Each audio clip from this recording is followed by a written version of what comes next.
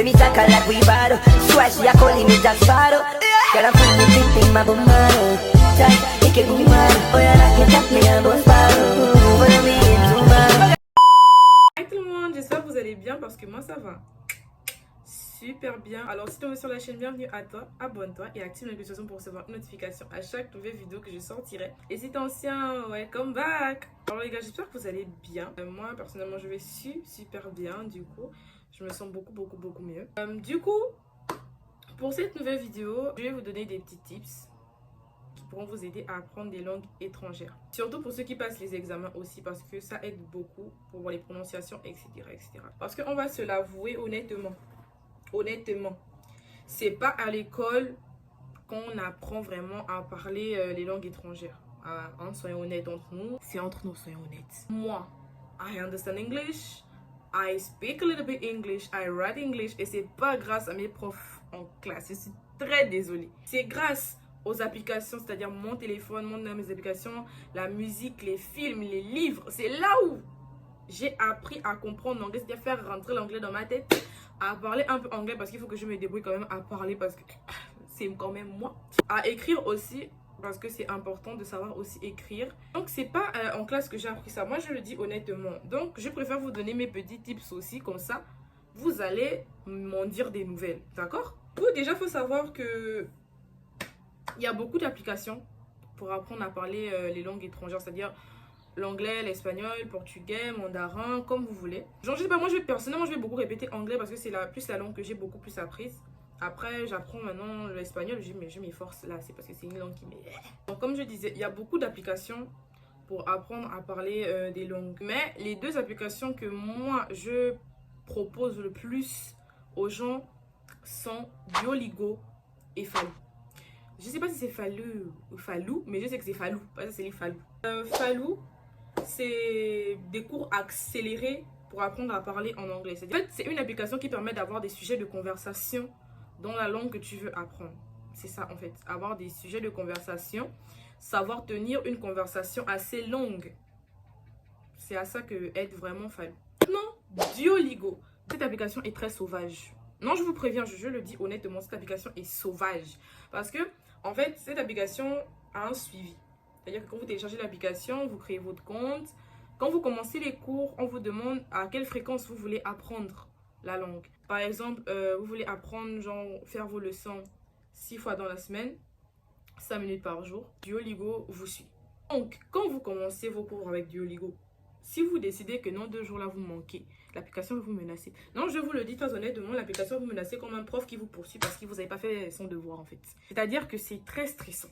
Très stressant. C'est-à-dire que ça te menace, que non, tu ne viens pas, tu n'apprends pas. Mais Duolingo est très efficace, je trouve. Par exemple, parce que pour moi, ça m'a beaucoup aidé. On t'apprend sur Duolingo à écrire, genre à écrire, à parler, à comprendre aussi. C'est-à-dire que ça apprend beaucoup plus à écrire l'orthographe des mots, etc. Les prononciations aussi. Parce que oui, les prononciations sont très importantes. Je le dis pourquoi. Je vais faire une petite parenthèse. Parce que par exemple, en Afrique francophone, on a tendance à apprendre non pas le vrai anglais, mais le pitching.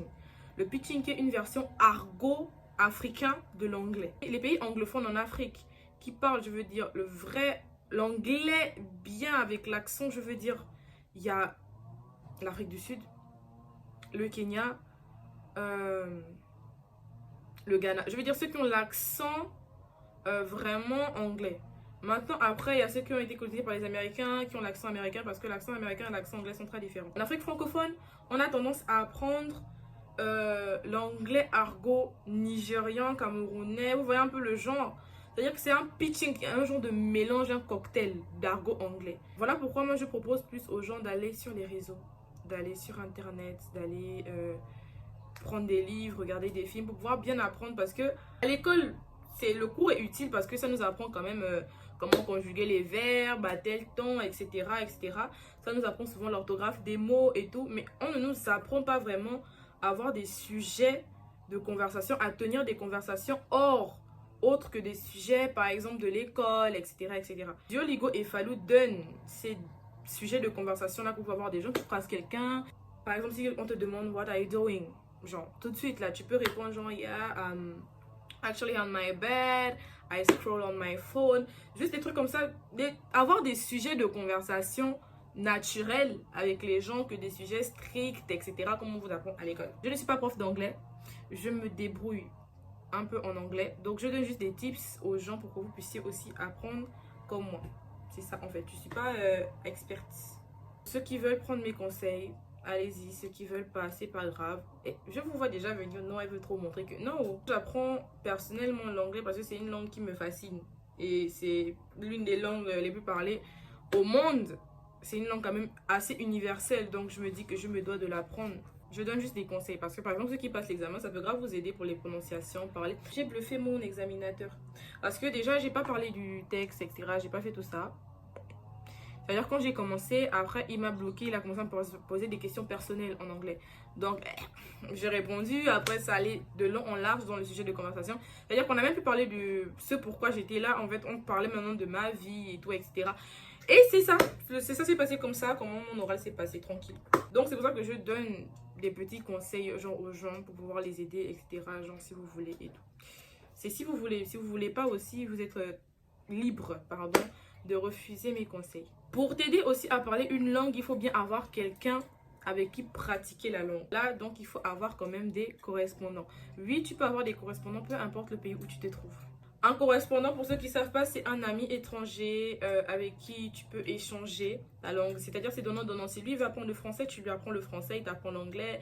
Vous devenez amis, vous conversez de tout et de rien. Il te corrige parce que c'est en faisant des erreurs qu'on apprend. Je le dis tout le temps, il ne faut pas avoir peur de faire des erreurs. Parce que surtout quand on apprend une nouvelle langue, on a tendance à avoir peur de parler pour ne pas faire des erreurs, pour ne pas qu'on se moque de nous. Et ce n'est pas ta langue. Même le français en général, pour nous, c'est pas vraiment notre langue. On l'apprend comme ça. Des fois, on fait même des erreurs, des fautes grammaticales là quand on parle. Mais en anglais, en espagnol, en portugais, en allemand, etc., etc. Il faut aimer faire des erreurs. C'est-à-dire que tu veux vraiment apprendre la langue, tu as vraiment la volonté d'apprendre la langue, parle.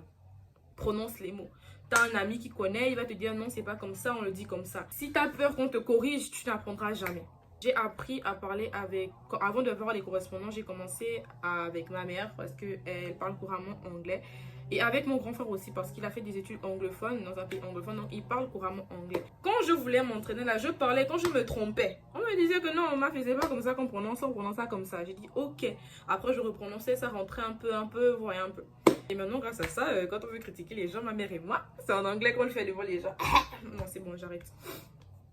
Donc, les applications que moi je conseille pour se faire des correspondants, donc il y a d'abord Tandem, ça c'est mon number one d'application parce que j'utilise quand même, ça fait déjà, je pense 5 ans que j'utilise l'application Tandem. On a HelloTalk.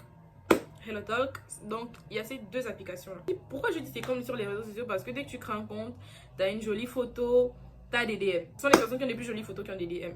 Non, pour de vrai, je vous l'assure. Par exemple, sur Tandem, tu crées ton compte, tu dis quelle est la langue que tu parles, la langue que tu pratiques un peu. Donc, on va te demander si tu es beginner, c'est-à-dire tu es débutant, si tu es genre à la moyenne ou si tu es genre expert, tu parles couramment anglais. Moi, je dis anglais parce que c'est la langue que je veux parler, je pratique un peu. Donc, voilà pourquoi moi je dis ça. Si tu veux apprendre une autre langue, tu es libre. Tranquille, tu fais une bio. Comme sur Instagram, tu fais une bio. Maintenant, on te propose, par rapport aux langues que tu vas apprendre, des gens. Et c'est à toi d'envoyer aussi des messages si tu veux bien converser avec cette personne. T'envoies un message que, hey, vas-y, coucou, est-ce que tu veux est-ce que tu veux bien m'aider à pratiquer la langue, etc., etc. Comme ça, des messages sympas, ouais. Et ça commence comme ça. J'ai 2 correspondants. Je vais taire leur nom. J'ai vraiment appris à parler anglais avec ma correspondante kenyane. Mon correspondant dominicain, on est plus sûr. C'est-à-dire que ce que j'apprends en anglais, je lui apprends aussi parce qu'il apprend quand même un peu l'anglais, mais il m'aide beaucoup en espagnol. Je l'aide aussi un peu en français parce qu'il veut connaître des mots en français. Ma correspondante kenyane, elle m'aide beaucoup pour l'anglais, les prononciations et tout, etc. Elle me corrige ou elle aime ça.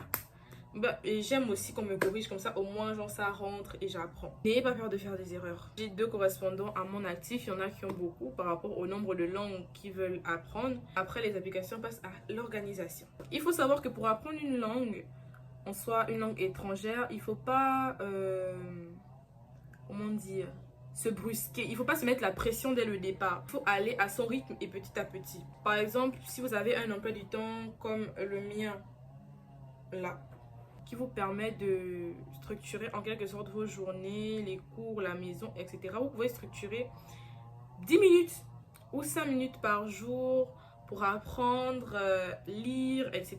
ou bien discuter avec votre correspondant. Ah oui, petite parenthèse que j'ai oublié de préciser, quand on a un correspondant, sachant que vous n'êtes pas dans le même pays, il y a les décalages horaires. Il y a extrêmement d'heures, souvent entre les pays, les décalages horaires. Donc, il faut aussi vous organiser avec votre correspondant pour savoir à quelle heure vous allez discuter, etc. Pour avoir de longs échanges, pour pouvoir bien discuter et bien apprendre. Je vous conseille de vous acheter un carnet.